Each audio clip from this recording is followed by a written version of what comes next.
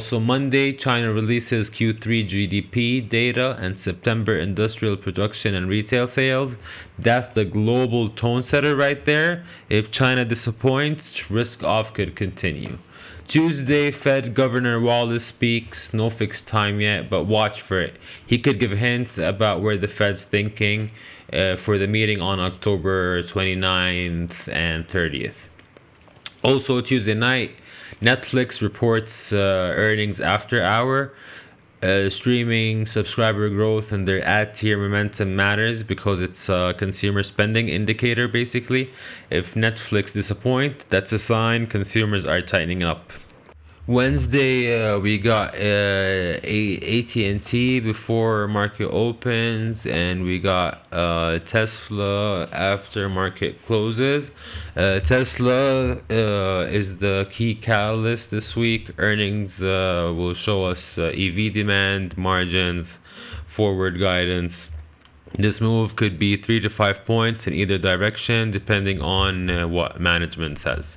Thursday, 8:30 a.m. We got initial jobless claims. Prior week was 218,000. This is high frequency labor data. It tells you if companies are starting to lay people off. At 2 p.m., we got existing home sales for September. Housing has been weak. A miss here adds to recession fears. We also got Intel reporting after hours on Thursday, because this is really crucial for the semiconductor sector sentiment heading into Friday. Friday is the big one. Friday is the inflation report, CPI. We got headline and core. Consensus at 0.4% month over month. Headline is at 3.1%. And we got 0.3% core month over month. If we come in hot on inflation, yields spike and the market sells off. If we come in cooler, bonds rally and equities can find support.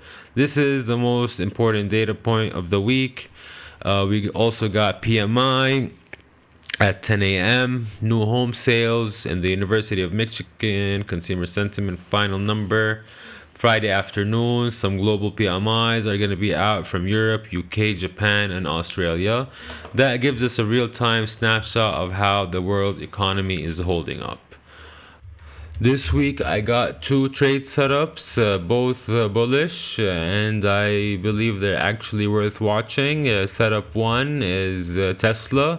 Current price is around $4.39. Catalyst is earnings Wednesday. But the technical setup is support is holding around 425, resistance is at 440, and here's the thing: there's unusual call volume on the 440 calls for October. Institutional sweeps. That's smart money saying they're not afraid to take this higher if it breaks through. My trade will be, I'm taking a close look at the 440 level.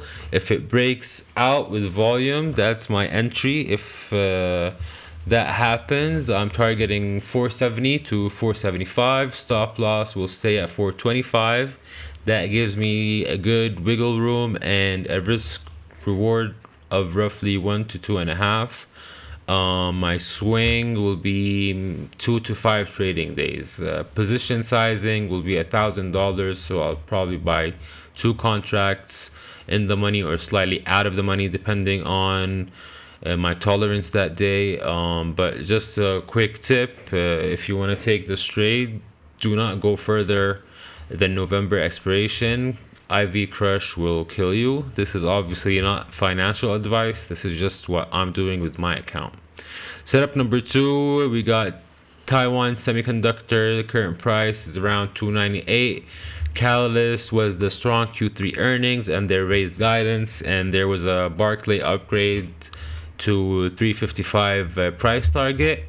The chip sector has been under accumulation in dark pools. Institutions are quietly buying while retail is distracted by the noise. I'm not sure what they're distracted by, but I am gonna be looking at this. My support is at 280.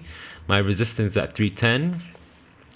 I would love to know what your levels are If you can share them in the comments. I'm looking also at a clean breakout above 310 with volume that could go really fast to the 330, 335 mark. I'm gonna enter around 300 on a confirmed breakout. My stop is gonna be at 280. That also gives me a lot of wiggle room. Target is 330 to 335, like I mentioned earlier. But this will be a 7-day hold. Again, risk reward is favorable here if I stay patient. Position sizing will be similar to Tesla. I'll buy 2 to 3 contracts. Both of these trades assume obviously the broader market doesn't completely sell off. If CPI comes in hot Friday and we get a major risk off, even those setups will be crushed. That's why I'm going to keep my stops tight, and I'm going to watch those economic data as soon as they come out really closely. I got something I want to share with you guys. It's what I call the fade list. It's sectors I don't like touching for one reason or another. I got Nvidia. I know everybody loves Nvidia, but it's trading at 40 PE multiple. The fundamentals are solid, yes, but the valuation is stretched out and the AI narrative is baked in. The crowd is already there, and when the crowd is there, that's when shorting or fading makes sense. I'm not shorting it though, and I'm not chasing it either. Pharmaceutical stocks and biotech. There's a regulatory overhang right now. Trump administration is talking 100% tariffs on branded drug imports and new drug pricing crackdowns. Until we get a clarity on what those rules actually look like, this sector is a minefield. Just too much risk for my own blood. Automotive outside of Tesla is definitely weak. Tariff exposure, supply chain issues, Ford, GM, traditional auto legacy. I'm staying away until I see a clear bottom form. Then we'll talk about that. Energy sector got hammered last week and there's no clear catalyst for a bounce. Profit taking and macro headwinds, not worth the risk right now. The theme here is don't chase what's already moved. Don't fight the tape. When institutional money is rotating out, let it cool. Then buy the dip if the fundamentals actually change. What's happening like behind the curtains is a real game. Dark pool data shows that's a quantum computing play on IONQ.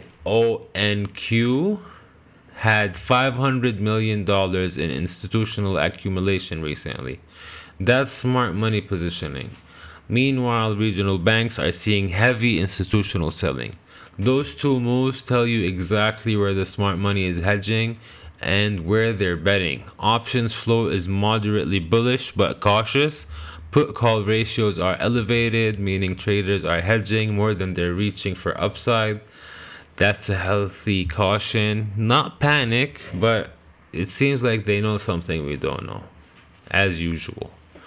Call sweeps in Tesla and TSM suggest institutions are willing to take defined upside bets. That's why I'm looking at them. But they're not going all in, that's for sure. The VIX term structure is probably in contango right now. Normally upward slope, that means traders aren't panicking. There's fear, but it's measured.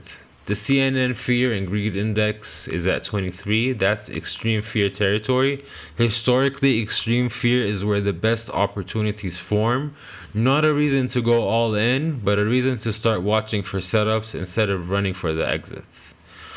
I also like to pick one chart for the whole week to keep my eye on, and this week the chart will be the SPY at level 670. That was the intraday high from October 15. A clean breakout above 670 or just an open on Monday with a gap up above 670. I'm going to wait for the market open. If there's follow through with volume, that would signal a real shift in momentum and could lead to a move towards the old highs around 674. If 670 fails and rolls over, expect a pullback to support around 658 to 660. That's the range I'm working with this week. I also made a video where SPY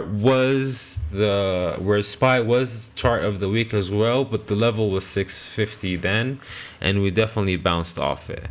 For individual names, the line in the sand for Tesla is 440, and for TSM it's 310. And yeah, if they break, the next move is usually really fast. This week is all about execution. Tesla earnings Wednesday, CPI Friday. Both could be volatility catalyst. I'm long Tesla and TSM on a breakout, avoiding pharma and traditional auto. I'm watching 670 on the S&P. That's the blueprint. If this helped, hit that like button, comment down below what you're watching this week, and subscribe for the midweek update when we reassess after earnings and data. I usually drop that video on Wednesday. Protect your capital, trade smart. See you on the next one.